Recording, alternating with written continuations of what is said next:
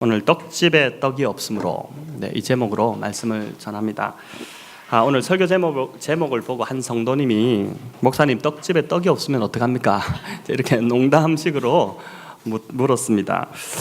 제목만 보고는 설교가 잘 감이 오지 않으실 텐데 오늘부터 룻기로 이제 몇 차례 줄 설교를 하려고 합니다.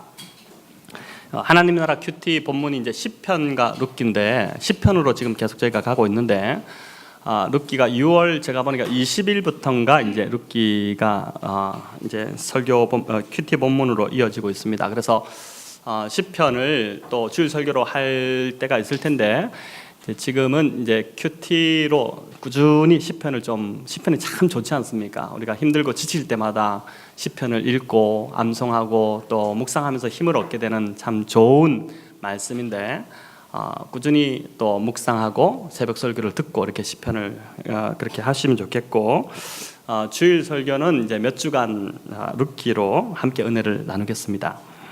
자, 룻기는 이제 1절에 보니까 사사들이 치리하던 때, 사사들이 다스리던 때 흉년이 드는 이야기로 룻기가 시작됩니다. 별로 그렇게 좀 반갑지 않은 소식이죠. 어두운 이야기로 시작되는 겁니다. 여러분, 사사 시대가 어떤 시대였습니까? 이스라엘 역사에서 지우고 싶었던 시대. 내 인생에 지우고 싶었던 어떤 한 때가 있지 않습니까? 사람마다 다 이제 내가 그때 왜 그랬을까? 실수했던 때, 또 비참히 실패했을 때, 뭐 이럴 때 참 그런 때처럼 이스라엘 사람들이 생각할 때 이스라엘 역사에서 지우고 싶은 시대가 어디냐면 이 바로 사사 시대입니다. 이 사사 시대가 약 350년 또는 400년 가까이 된다고 보는데 그 암흑기라고 그러죠. 여러분, 그 시대 때에 흉년마저 들었으니까 얼마나 사람이 어려운 상황이 닥친 것입니까? 유다 베들레헴 에브랏에 살던 한 가정이 이 흉년을 견디지 못해 이웃 나라 모압으로 잠깐 거주지를 옮기게 되는 이야기가 이제 나옵니다.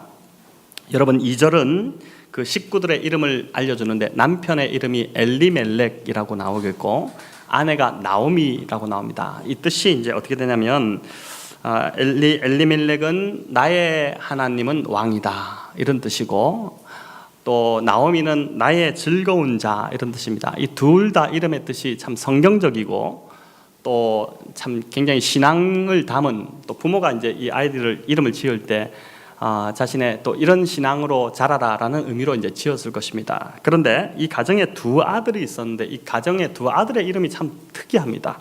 말론과 기련인데 그 뜻이 말론은 질병, 기련은 죽음이란 뜻입니다. 자, 아이 이름을 어떻게 이렇게 지었을까 싶은데 처음에 태어났을 때 좀 병약해가지고 뭐 이렇게 지었을까 싶기도 하지만 그래도 아픈 아이는 좀 더 잘 자라도록 해야 되는 건 맞는데 하나는 질병이라고 짓고 하나는 죽음이라고 지었습니다. 자랄 때마다 질병아 질병아 죽음아 죽음아 이렇게 부른다는 게 이게 좀 말이 안 되지 않습니까? 자, 이것은 이제 당시 고대 근동의 풍습과도 비슷합니다. 우리나라도 이런 이제 좀 풍습이 있는데 이름이 굳으면 악귀가 이제 건드리지 않고 지나간다고 해서 이름으로 이제 액땜을 하고자 한 것입니다. 이렇게 하면 이후는 이제 건강하게 자란다고 한 것이죠. 이제 어릴 때 그렇게 부르다가 좀 크면은 이름을 바꾸어 정식 이름을 부르기도 하고 이제 했죠. 일종의 미신적인 풍습입니다. 이제 우리나라도 아명을 이제 지어서 부르는 풍습이 있었는데 황희정승의 아명이 이제 도야지라고 했다고 합니다. 이제 어릴 때 이제 돼지처럼 이렇게 부른 거죠. 그렇게 함으로써 이제 일종의 이제 좋지 못한 것들의 아이를 건드리지 못하도록 한 것이죠. 고종이 등극하기 전에 아명이 개똥이었다라고 합니다. 이게 이제 참 재밌죠. 그런데 이제 오늘 본문을 보니까 여기에 보면 이제 이름만 알려줄 뿐 이름에 대한 별다른 언급이 없습니다. 그냥 이름이 이러하였다 그 정도로 지나갑니다. 오히려 이 본문은 그 뒤에 나오는 이들이 어디 출신인지 어디에 사는지에 더 초점을 좀 맞추고 있습니다. 여러분, 2절을 보시면 이들이 베들레헴 에브랏 사람들이었다라고 하죠. 베들레헴은 히브리어 이제 이 베들레헴이라는 것은 우리 베둘레헴 뭐 이렇게 이야기하기도 하는데 떡집이란 뜻입니다. 이제 베들 할 때 이제 베트거든요. 이제 우리가 베델 하나님의 집 베델 할 때 베트가 집이라는 뜻이죠. 레헴은 떡이라는 뜻입니다. 베들레헴 하면 떡집이라는 뜻이죠.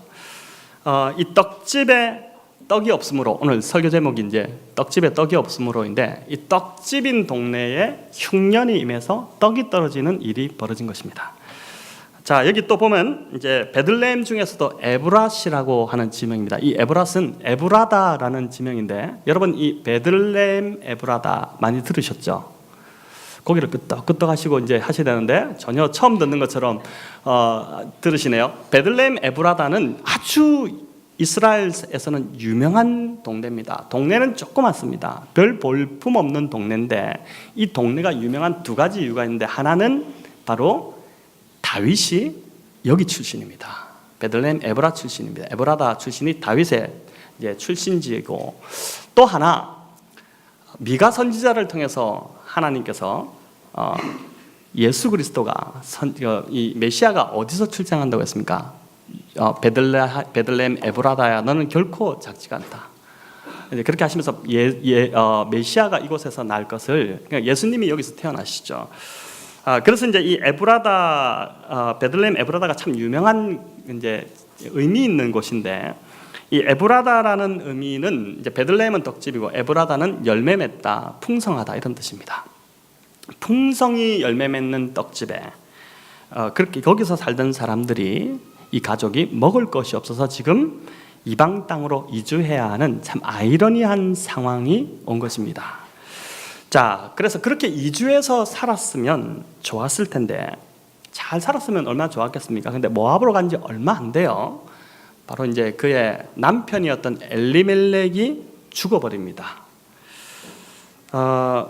그리고 나서 얼마 안 돼서 이제 또 10년 정도, 이민 10년 차 정도 되었을 때에 두 아들마저 죽게 됩니다. 여러분, 타지에서 남편 죽은 것은 뭐 그래 좀 일찍 갔다 이렇게 생각하고 어떻게 마음을 막 추스려서 겨우 남은 두 자식 보고 키워서 이제 결혼을 시켰습니다. 그런데 이 아들들마저도 손주 하나 얻지 못하고 그냥 둘 다 이제 죽어버린 것입니다. 그 이름대로 진짜 질병과 죽음 이대로 이제 아이들이 그냥 가버린 것이죠. 자, 여러분, 그러다 보니까 이 나오미의 삶에 완전히 그냥 삶이 깨어져 버린 것이죠. 처참하게 깨어진 삶이 되어버렸습니다. 남자 셋이 다 죽고, 그리고 나서 시어머니와 두 며느리만 남았으니까 이제 이 집이 대가 끊겨버리고 폐가가 돼버린 것이죠. 당시 풍습을 하면 완전히 그냥 끝장난 겁니다. 저주받은 것이나 마찬가지인 삶이 돼버렸습니다. 자, 성도 여러분, 여기서 한 가지 제가 질문을 드려봅니다. 나오미의 이 비극적인 상황을 접하면서 어떤 마음이 드십니까? 나오미 인생이 참 불쌍하다는 생각이 들기도 하고, 또 내가 바로 옆에 있으면 나오미한테 가서 좀 안아주고 격려해주고 싶은 마음도 들기도 하겠지만, 그런데 또 많은 사람들이 이런 상황을 접하면은 이런 마음보다도 궁금증을 가지게 됩니다. 나오미의 삶이 이렇게까지 몰락한 이유가 무엇일까? 그 이유를 자꾸 캐묻고 싶어지는 것이죠. 그래서 이렇게 합니다. 남편이 왜 죽었대? 자식들은 또 왜 그렇게 됐대? 그러면서 뭘 잘못했대? 무슨 죄를 지었대?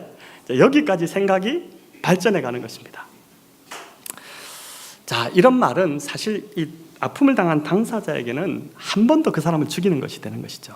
지금 너무 고통스러워 힘든 상황에서 무슨 죄 때문에 그렇게 됐냐고 그 고통의 원인을 따지고 들여다보면은 너무너무 힘들어지는 것이죠. 마치 욥의 세 친구가 했던 짓과 똑같습니다. 위로하러 왔다가 뭐라고 합니까? 네가 괜히 하나님께 저주받겠느냐? 아니 땐 굴뚝에 연기 나겠느냐? 네가 뭔가 잘못한 게 있으니까 돌아봐라. 너 꼼꼼히 너 자신을 좀 돌아봐라. 네 자식 다 죽고, 네 집안 재산 다 날리고, 네 건강 지금 다 잃고 이렇게 된 데는 분명히 이유가 있다.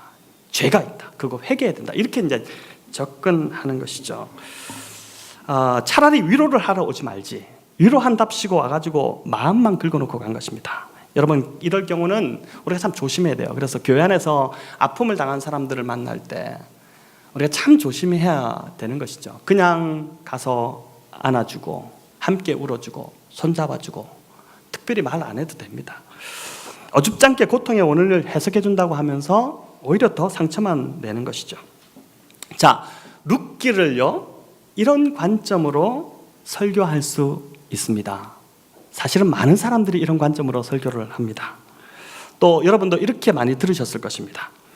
나오미가 닥친 이 비극적 사건은 나오미가 약속의 땅을 떠났다는 데서 찾는 것입니다.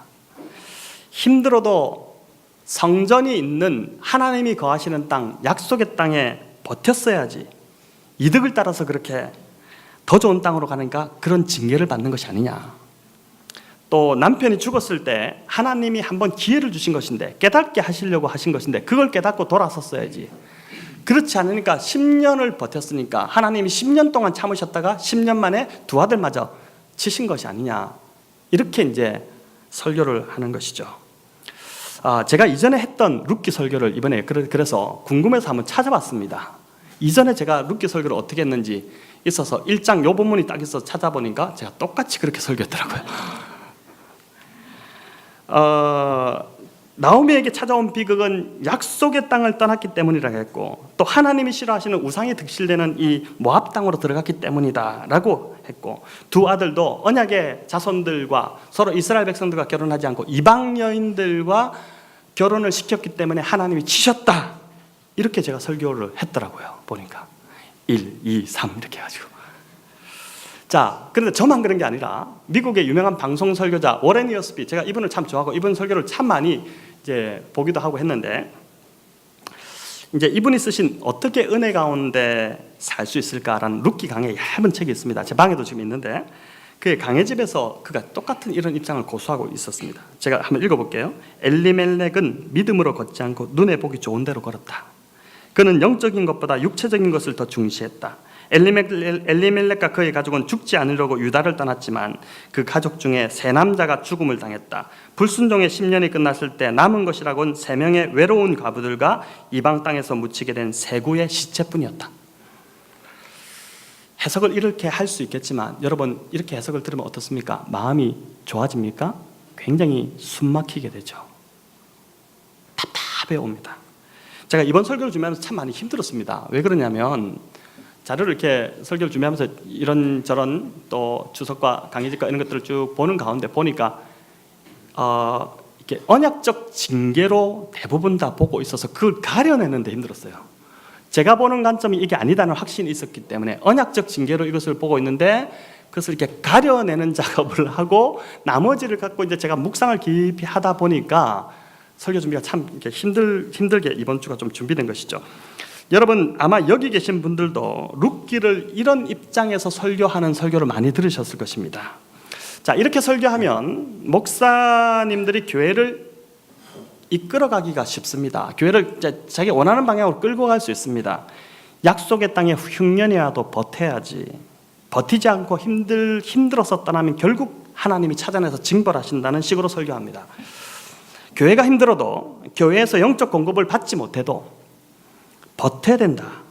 버티지 않고 다른 교회로 떠나가 버리면 결국 하나님의 저주를 받게 된다는 식으로 협박성 설교를 하는 것이죠. 여러분, 이런 설교를 통해서 성도를 교회에 올가매고 그리고 묶어두려고 하는 설교자들이 실제로 이렇게 설교하는 설교들이 참 많다는 것입니다. 오늘 본문을 자세히 보면 엘리멜렉이나 나오미가 도덕적으로 윤리적으로 문제가 있다는 언급이 전혀 없습니다. 또 어떤 특별한 죄를 지었다는 언급도 없습니다. 여러분, 오늘 룻기의 저자는 그냥 객관적인 팩트만 적고 있습니다. 흉년이 들었고 그들이 떠났다, 이렇게만 적고 있는데 그것을 약속의 땅을 떠났는 등 또는 이제 믿지 않는 사람들과 결혼을 시켰는, 이렇게 이제 푸는 것이죠. 자, 이 본문에서 일반적으로 문제 삼는 것은 이 가족이 약속의 땅을 버리고 떠났다는 것, 또 자식들을 이방 여인들과 결혼시켰다는 것을 문제 삼는데, 이제 이 문제 삼는 것들을 하나씩 좀 반증 제가 하면서 풀어보도록 하겠습니다. 첫 번째, 약속의 땅을 버리고 이방 땅으로 들어간 것이 문제다라는 것인데, 여러분, 이것 때문에 하나님이 나오미 가정을 징벌하셨다면, 자, 믿음의 조상 아브라함이 기근을 당했을 때 어디로 내려갑니까? 이집트로 갑니다. 애굽 땅으로 내려가죠. 애굽 땅이 약속의 땅입니까? 이방 땅입니다. 그죠? 그 땅에 내려갔다면은 약속의 땅에 있어 이제 하나님께서 어디 네가 약속의 땅에 있지 않고 이방 땅으로 가느냐 이렇게 책망하시고 징벌하셨을 텐데 전혀 그런 성경은 아브라함이 애굽으로 내려간 것에 대한 기근을 만나서 애굽으로 내려간 것에 대해서 어떠한 비난하는 문구도 없습니다. 또 요셉이 애굽의 총리로 있을 때 어떤 일이 벌어집니까? 7년 대풍년이 들고 그러면서 7년 대흉년이 찾아옵니다. 어마어마한 흉년이었습니다. 세상의 모든 곡식이 다 말라 비틀어지는 먹을 것이 없는 그런 흉년이 찾아왔을 때 야곱과 그의 자녀들 70명, 그의 가족 70명이 어떻게 하죠? 이집트로 내려갑니다. 이집트로 내려가서 고센 땅으로 갑니다. 여러분 여기에 대해서 성경이 왜 약속의 땅을 버리고 갔느냐라는 구절 없습니다. 자 보십시오. 하나님께서 아브라함과 맺은 언약의 약속이 내 자손이 하늘의 별과 같이 많아지게 하겠다는 것이었습니다. 그런데 만약에 고센 땅으로 이 가족이 내려가지 않았으면 약속의 땅에 그냥 버티고 있었으면 아마 그들은 다 굶어 죽었든지 살아남았다 하더라도 이 가나안 땅이 얼마나 침략당하기 쉬운 땅인지 모릅니다. 그렇게 번성하지 못했을 것입니다. 고센으로 들어갔고 거기에 이집트 안에서도 별도 특별구역으로 정해져서 그 안에 들어갔고 목초지였고 양을 치기 좋은 곳이었고 그러다 보니까 거기서 어떻게 됩니까? 이집트의 군사력, 그 경제력에 의지해서 보호받으면서 이스라엘 백성들이 400년간 번성하게 됩니다. 하나님의 계획이었죠.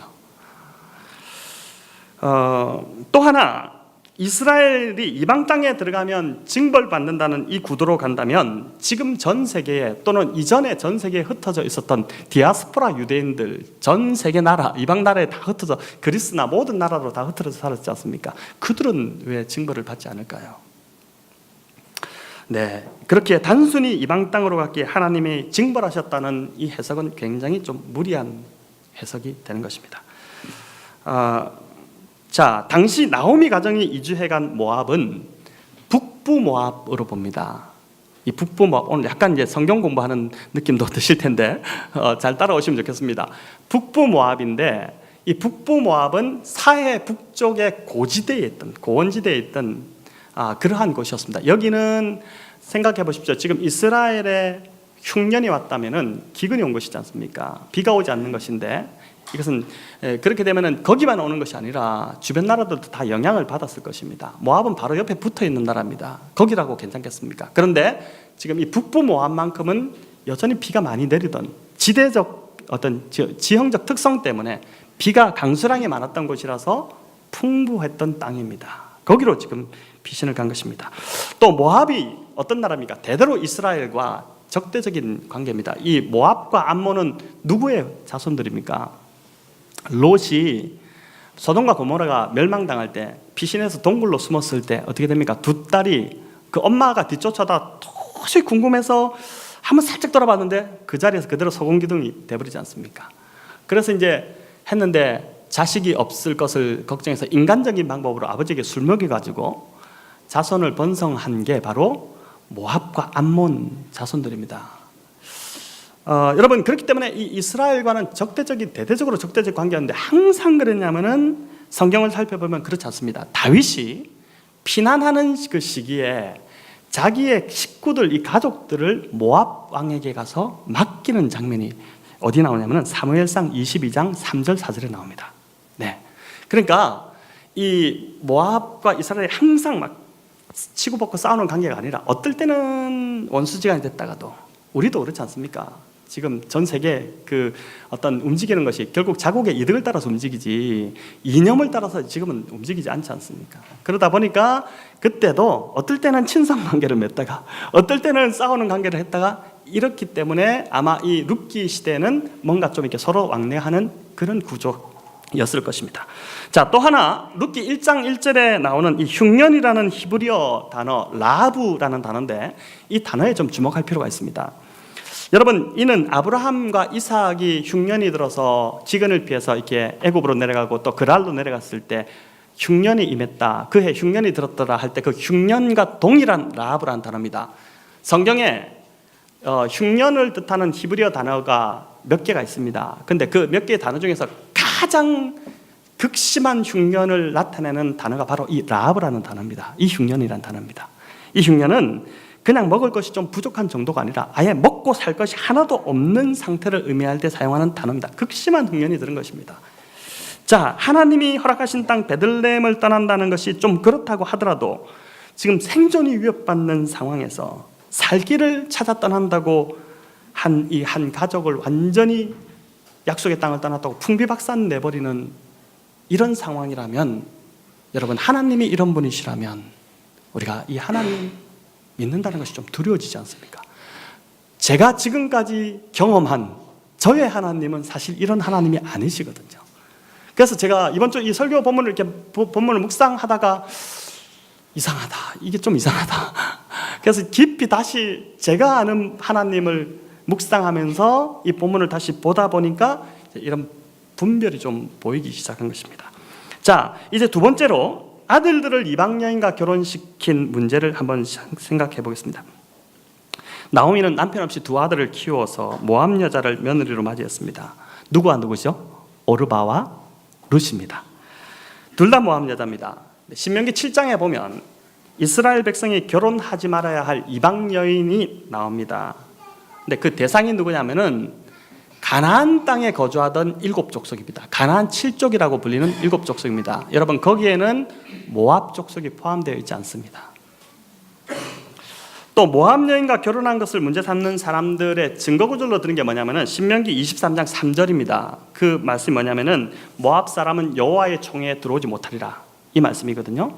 어떻게 모압 사람이 여호와의 총회에 들어오지 못하는데 모압 사람과 결혼할 수 있느냐, 이렇게 하는데, 사실 이 구절은 결혼을 금하는 구절이 아니라 하나님의 제사에 모압 사람들을 드리지 말라는 제사를 금하는 규정입니다. 물론 에스라 느헤미야 시대에 목사님 다 이방 여인과 결혼하지 말라고 했지 않습니까? 맞습니다. 제가 에스라 느헤미야서 말씀드릴 때도 이런 말씀을 드렸었는데, 이때는 좀 특별한 상황이었습니다.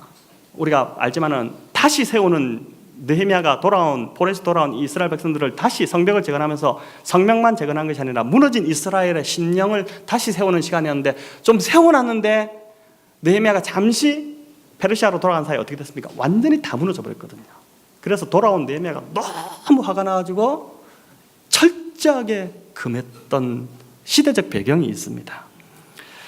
자, 반면 성경은 에스더가 여자입니다, 그죠? 에스더가 왕비였는데 이방 왕 아하수에로 왕과 결혼한 것에 대해서는 한마디 비난하는 언급이 없습니다. 잘했다고 하죠, 나라를 구했으니까. 자, 그렇기 때문에 단지 이방인과 결혼했다는 이유로 죽임을 당해야 한다는 것은, 이건 좀 무리한 해석이 되는 것입니다. 자, 본문의 진짜 비극은요, 이 가정 안에 있다기보다는 이들로 하여금 그 약속의 땅을 떠날 수밖에 없도록 만든 베들레헴에 있다고 보아야 합니다. 성경에서 기근과 흉년은 언약 백성이 하나님 말씀대로 살지 않을 때 임하는 한마디로 언약적 징계였습니다. 언약적 징계입니다. 신명기에 보면 어떻습니까? 이 백성이 하나님의 말씀에 순종할 때는 하나님께서 이른 비와 늦은 비를 주셔가지고 이 땅에 물이 풍성하게 하고 풍성한 소출을 맺게 하겠다고 분명히 약속하셨습니다. 그러나 어떻죠? 하나님의 말씀에 그들이 순종하지 않을 때는 아모스서만 하더라도 비가 오지 않는 그 기근을 재앙이라고 합니다. 재앙. 하나님의 언약적 징계가 임하는 것입니다. 자,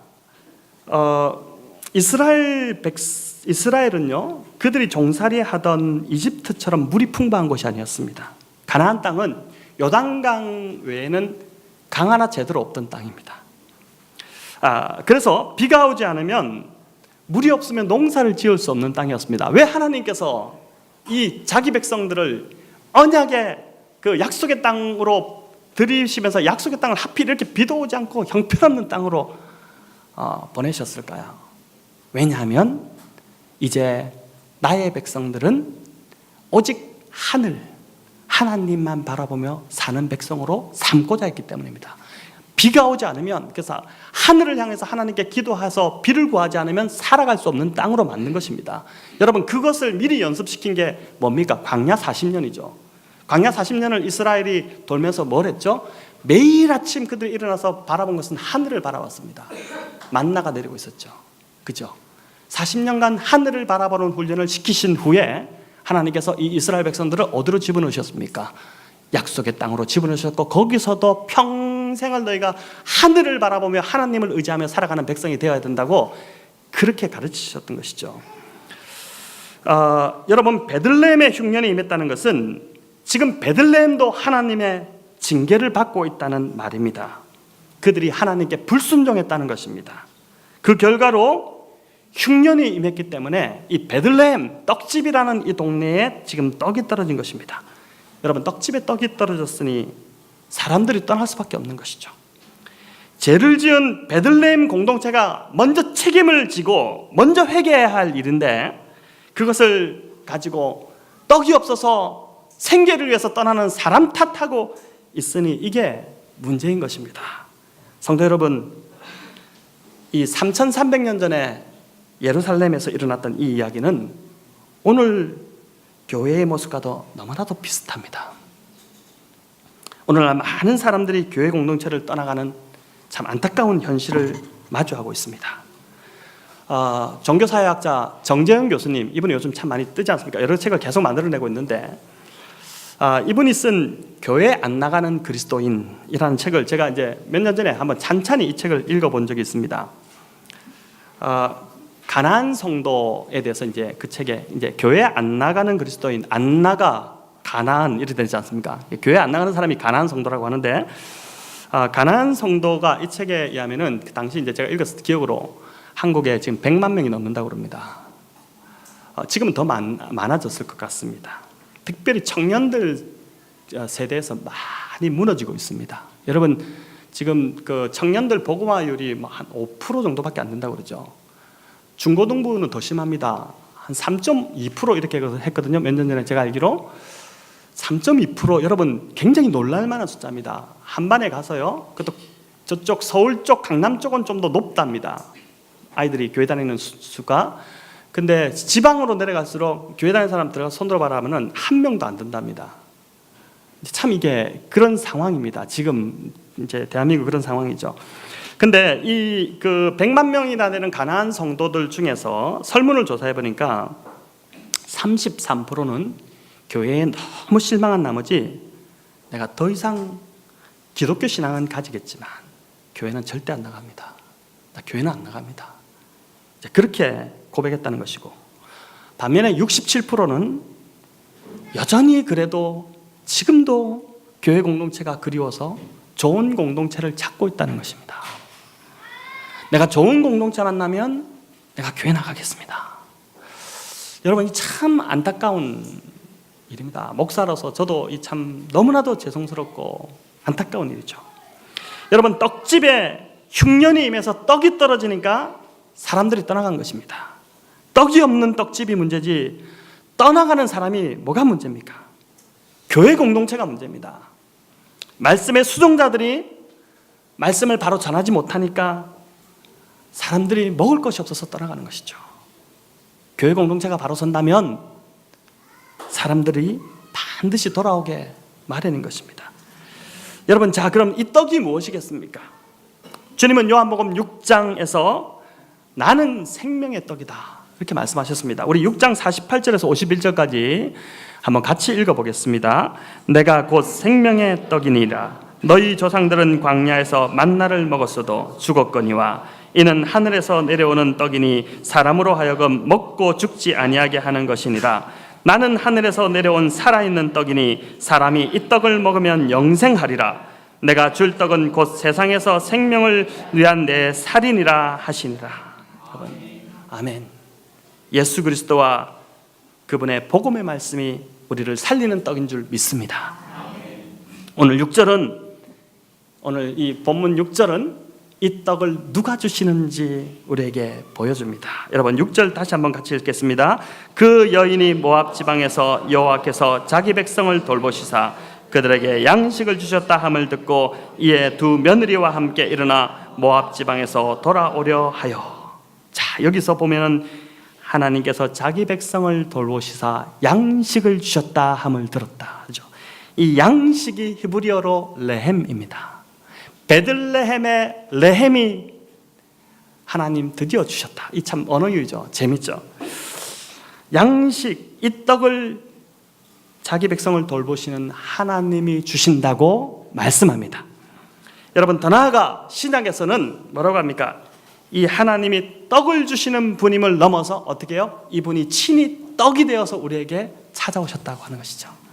그래서 자신의 몸을 온전히 내어주심으로 그 몸을, 그 떡을 먹고 살도록 우리에게 은혜를 베푸셨다는 것입니다. 이번은 성찬이 바로 이것을 상징하면서 우리가 지키는 것이지 않습니까? 가나안 성도라는 것은요, 기독교 역사에 없던 단어입니다. 이례적인 일입니다. 성도인데 교회 안 나가는 성도란 이 말이 되는 소리입니까? 여러분, 교회가 그만큼 많이 무너졌다는 이야기입니다. 그래서 오늘날 교회의 사명은 전도하고 선교하고, 이것도 참 중요하지만 어떻게 보면 떡이 없어서 교회를 떠나가는 이들에게 떡을 공급해서 다시 회복하고 살려내는 일이, 그것이 무엇보다 중요한 사명이 될 것입니다. 제가 듣기로 특별히 이 시흥배고 지역에 이런 성도들이 굉장히 많이 있다고 들었습니다. 지금까지 저희 교회 오신 성도님들을 제가 한 분 한 분 생각해 보아도 하나님께서 이곳 특별한 이 지역에 전혀 알지 못하던, 저는 제가 이곳에 오게 될 줄은 꿈에도 생각하지 못했습니다. 이곳에 하나님께서 백원영동교회라는 이 교회를 세우신 이유가 바로 이것이 아닐까라는 생각을 해보게 됩니다. 여러분, 교회 공동체에 양식을 주시는 일, 이 떡을 주시는 일은 오늘 6절처럼 하나님께서 자기 백성을 돌보셔야 하는 것입니다. 여러분, 이 말은 하나님이 은혜를 베푸셔야 된다는 것입니다.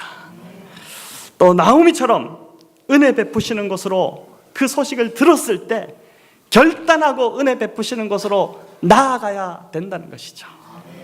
저희 교회가 생명의 떡이신 예수님으로 충만한, 오직 예수님으로만 충만한 교회가 되기를 소망합니다.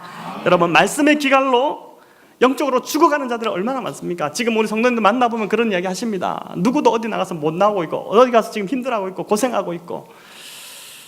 여러분, 이런 영혼 살려내는 교회 되기 위해서 원합니다. 예배마다 예수님의 임재가 너무 가깝게 느껴지는, 주님이 지금 여기 내 옆에 계시다는 것이 정말 그 하나님의 임재가 느껴져서 두렵기도 하고, 또 그 임재 가운데서 내 영혼이 자유케 되기도 하는 그러한 예배가 되기를 간절히 소망합니다.